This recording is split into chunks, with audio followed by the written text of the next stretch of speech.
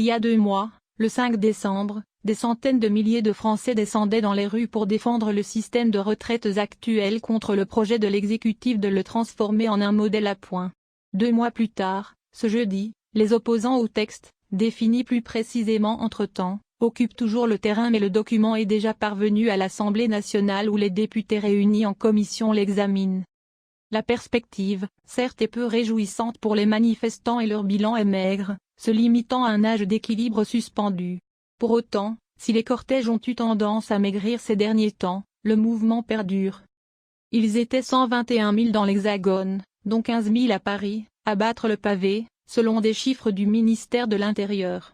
La CGT, à l'origine de l'appel avec Force ouvrière, solidaire, l'AFSU et des organisations de jeunesse a de son côté comptabilisé 130 000 manifestants à Paris.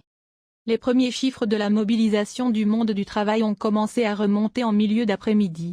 D'après un communiqué du secrétariat d'État auprès du ministre de l'Action et des Comptes publics, le taux d'agents publics en grève ce jeudi était de 2,79%.